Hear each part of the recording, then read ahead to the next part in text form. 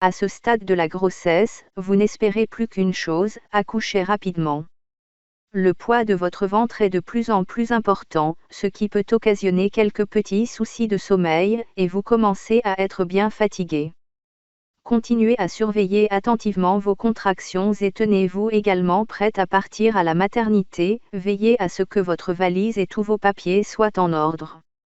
Vous êtes dans votre 9e mois de grossesse. 36 semaines de grossesse, semaine d'aménorrhée, votre corps, enceinte. Fatigue.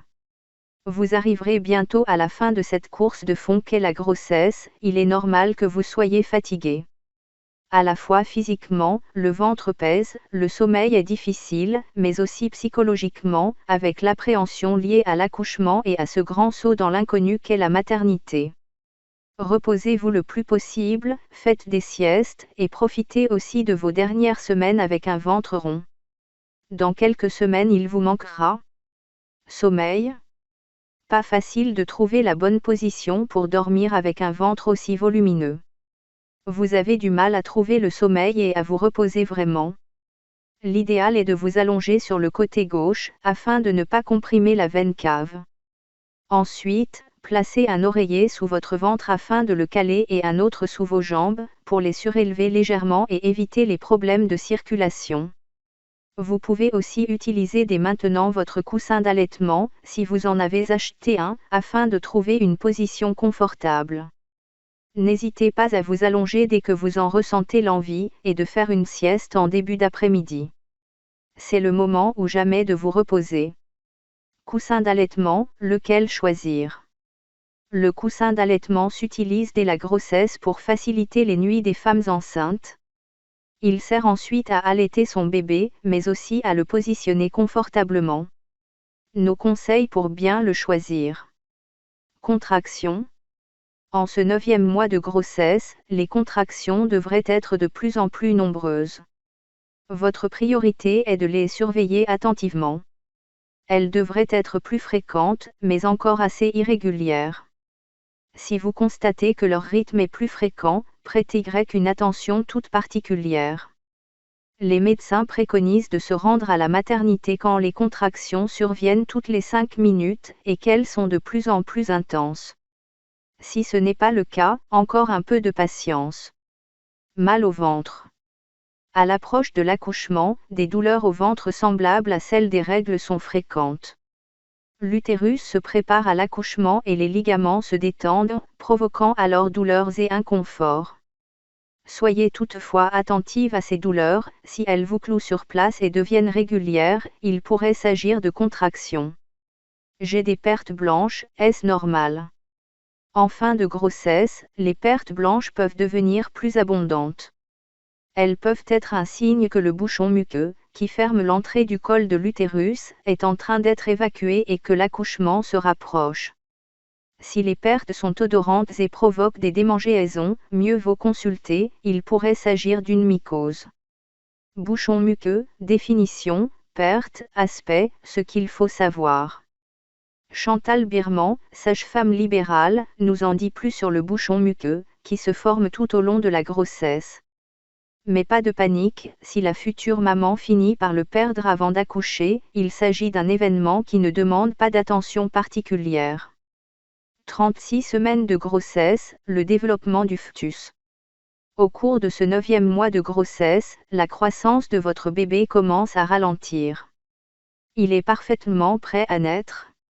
Encore un peu de patience. Bébé bouge moins. À ce stade de la grossesse, il est possible que vous sentiez moins votre bébé bouger. Il n'y a rien d'inquiétant à cela, il manque seulement de place. En revanche, il est important que vous continuiez à le sentir chaque jour, plusieurs fois par jour. Si vous avez une inquiétude, un monitoring réalisé à la maternité vous rassurera. Poids et taille. Votre bébé mesure maintenant près de 48 cm et pèse presque 3 kg. Un beau bébé? À ce stade de la grossesse, sa croissance commence à ralentir. Désormais, il ne va prendre en moyenne que 250 g et 1 cm environ par semaine. Il ressemble déjà en tout point à un vrai bébé à terme, avec sa jolie peau rosée, son petit corps déjà un peu potelé. Le duvet ou l'anugo qui le recouvrait jusqu'ici est maintenant presque entièrement tombé, sauf au niveau des épaules et sur le haut des bras, laissant apparaître sa peau douce et lisse. Position de bébé.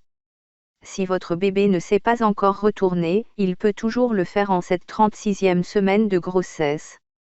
Il adopte alors la position fœtale, jambes et bras repliés, menton au niveau de la poitrine. C'est la position la plus adaptée pour une naissance par voie basse. Il continue sa descente dans le bassin et place sa tête dans la partie la plus étroite de l'utérus. Dans cette position, vous devez continuer à sentir votre bébé bouger, même si les mouvements sont moins amples. Sachez cependant que 5% environ des bébés n'adoptent pas cette position tête en bas. 36 semaines de grossesse, pratiques et démarches. Vous arrivez bientôt au terme de votre grossesse. À ce stade, la surveillance médicale se renforce. Reconnaître les signes de l'accouchement. Des contractions douloureuses et régulières ou la perte des os sont des signes concrets que l'accouchement approche. Mais d'autres signes, plus subtils, doivent aussi être surveillés en fin de grossesse, une diarrhée, des nausées, une angoisse inexplicable, mais aussi un besoin irrépressible de ranger la maison. Sur ce dernier point, c'est vraiment l'instinct animal qui s'exprime et nous pousse à nidifier et à créer un environnement sain pour accueillir notre petit. Examens médicaux. Si votre médecin ou votre sage-femme vous a prescrit une radiopelvimétrie, c'est le moment de la faire. Cette radio du bassin permet de déterminer plus précisément la taille de votre bassin et de voir si votre bébé pourra sans problème passer lors de l'accouchement. En cette fin de grossesse, vous serez également amené à réaliser des tests urinaires plus régulièrement, une fois par semaine environ, afin de vérifier l'absence de protéines dans les urines. Votre médecin ou sage-femme pourra également vous prescrire un monitoring. Cet examen permet de contrôler la régularité du cœur de votre bébé. Formalités administratives. Vous avez préparé votre valise de maternité en prévision de l'accouchement et de votre séjour à la maternité.